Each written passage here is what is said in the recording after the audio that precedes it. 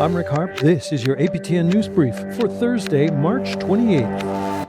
We begin in the Northwest Territories, where Indigenous governments and organizations financially impacted by last year's wildfire season are now in line for federal support. And last summer's fires led to the temporary evacuation of some 70% of territorial residents. Officials say many Indigenous governments and organizations use their own funds to help evacuees with flights, accommodations, and cultural supports. Costs the feds will now reimburse to a total of $15 million. They also say they're working with Indigenous partners to ensure resources are in place for future emergencies.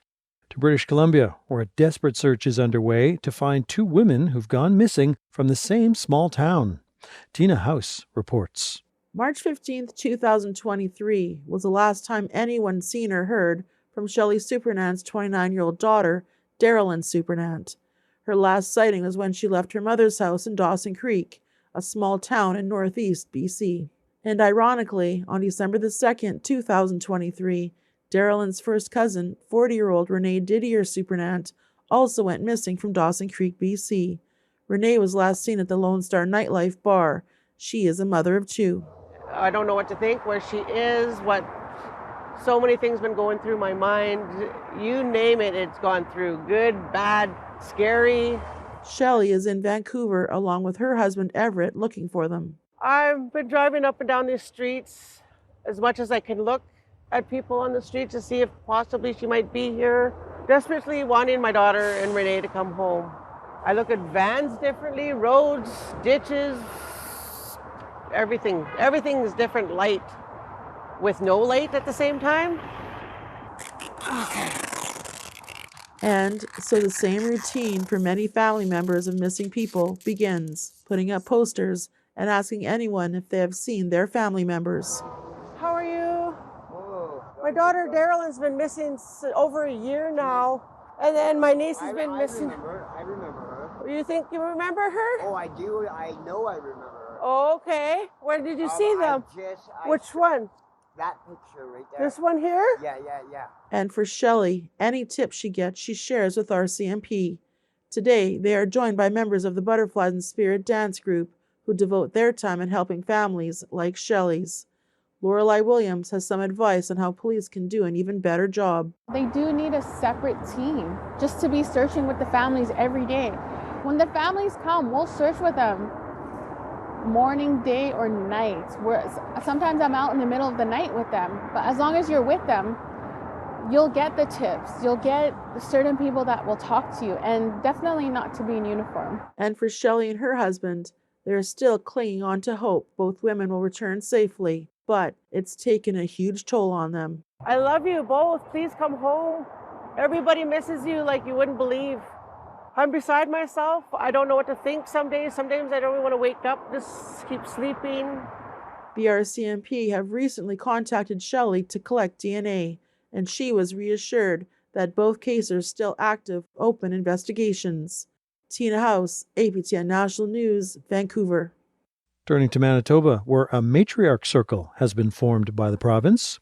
With members chosen for their experience in justice, health, and social services, the circle will advise the government on policy and law which best protects Indigenous women, girls, and gender-diverse people from violence. Families Minister Nahani Fontaine says it was a goal for the 18-member circle to have representation from every Indigenous nation and geographic location in the province.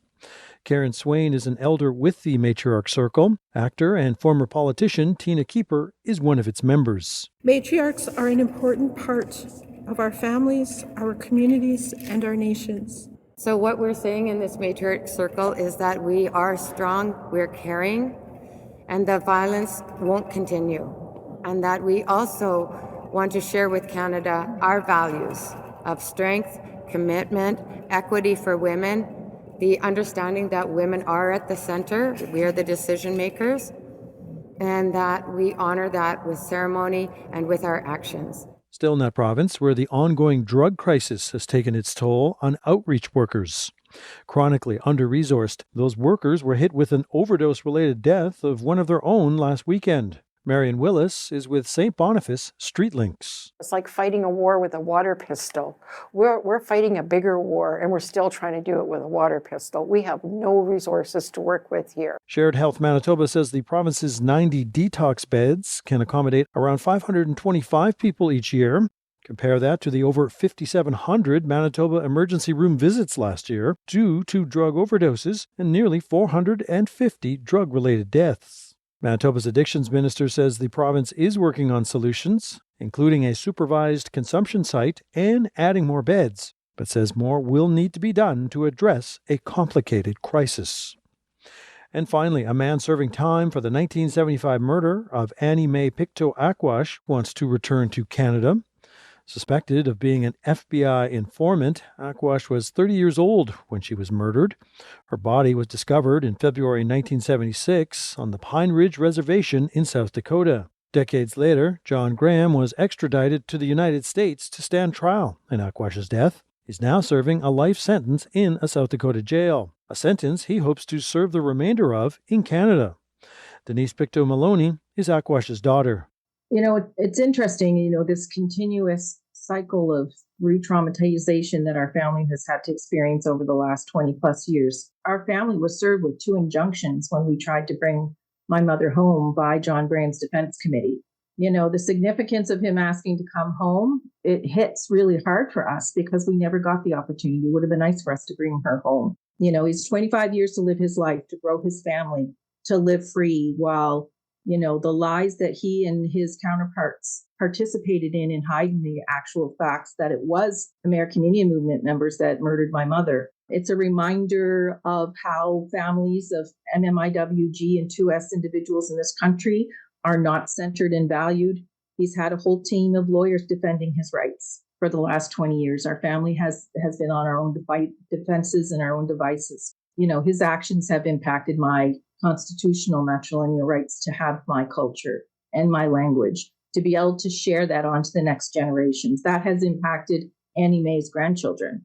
The abrupt interruption that creates in our matrilineal right to move forward. And that's your APTN News Brief for Thursday, March 28th. I'm Rick Harp.